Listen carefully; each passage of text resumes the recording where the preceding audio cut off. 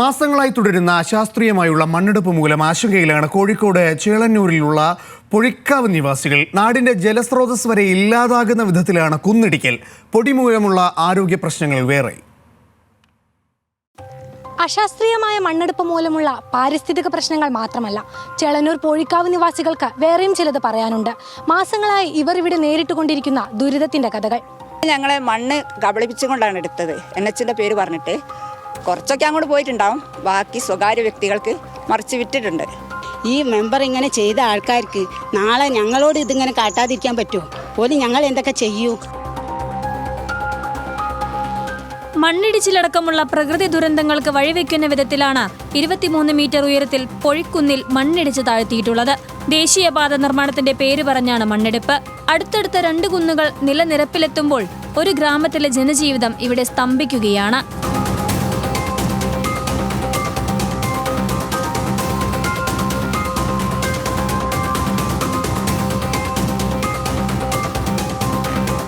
ഒരേ സമയം 8ഉം 10ഉം വലിയ ടിപ്പർ ലോറികൾ മണ്ണെടുക്കുന്നത് മൂലം ആളുകളുടെ സാധാരണ ജീവിതം താറുമാറായിട്ട് 9 മാസങ്ങൾ പിന്നിടുന്നു. രാത്രിയും പകലുമുള്ള മണ്ണെടുപ്പ് പ്രദേശത്ത് താമസിക്കാൻ പോലും പറ്റാത്ത അവസ്ഥയാക്കി. മണ്ണുമായി ഇടതടവില്ലാതെ വാഹനങ്ങൾ പോയതിനെ തുടർന്ന് പൊടിശല്യത്തിൽ രോഗികളായവരേറെ. പാറ വീഴുന്ന ശബ്ദം മൂലം രാത്രിയിൽ ഉറങ്ങാൻ സാധിക്കാത്ത അവസ്ഥയുമുണ്ട്. ജനലും സിറ്റൗട്ടും ഒക്കെ മണ്ണിൽ ആയിട്ടൊന്നും നമുക്ക് കൈവെക്കാൻ പോലും പറ്റൂല, അത്രയ്ക്ക് മണ്ണാണ്. അങ്ങനത്തെ ഒരു അവസ്ഥയാണ്. ഇതൊക്കെ ഞങ്ങൾ ഇങ്ങനെ പറയല്ലാണ്ട് ഞങ്ങൾക്ക് ഇതിനെന്തെങ്കിലും ഒരു പരിഹാരം വേണ്ടേ?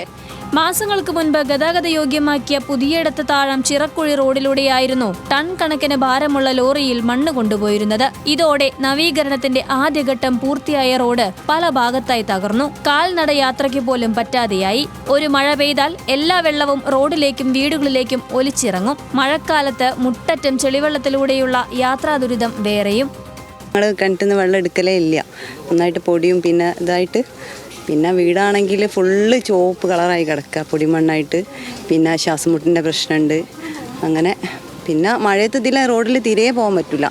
പിന്നെ വെയിലാണെങ്കിൽ പൊടി ശല്യം എല്ലാം കൂടിയായിട്ട്. കുടിവെള്ള പ്രശ്നമാണ് നേരിടുന്ന മറ്റൊരു ദുരിതം. കുന്നിടിക്കാൻ തുടങ്ങിയപ്പോൾ തന്നെ പലരുടെയും കിണറുകളിലെ വെള്ളത്തിൽ ചെളി കലർന്ന് കുടിക്കാൻ പറ്റാതെയായി. പ്രദേശത്തെ കിണറുകളെല്ലാം വറ്റി വരണ്ട് തുടങ്ങിയിരിക്കുന്നു. ഈ മണ്ണ് വന്നിട്ട് ഇവിടെ ചളിയായിരുന്നു, നടന്നു പോകാൻ പറ്റത്തില്ല, വണ്ടിക്ക് പോകാൻ പറ്റത്തില്ല. ഈ മണ്ണെല്ലാം ചെന്ന് വീഴുന്നത് താഴത്തെ ചളിയായിട്ട്. ഈ പറമ്പ് കുറേ വീടുകൾ താഴോട്ട് വീടുകളാണ്.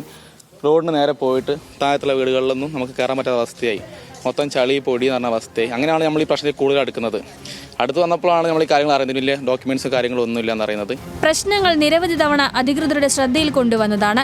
ആരും ഇതുവരെ പൊഴിക്കുന്നിലേക്ക് തിരിഞ്ഞു നോക്കിയിട്ടില്ല. തികഞ്ഞ നിയമലംഘനമാണ് നടക്കുന്നത്. നാട്ടുകാർ നിസ്സഹായരാണ്. തുടർന്നും സമരം നടത്തുക എന്നൊരു വഴിയേ മുന്നിലുള്ളൂവെന്നും ഇനിയും മിണ്ടാതിരുന്നാൽ തലമുറകൾക്ക് ഇവിടെ ജീവിക്കാൻ കഴിയില്ലെന്നും ഇവർ പറയുന്നു.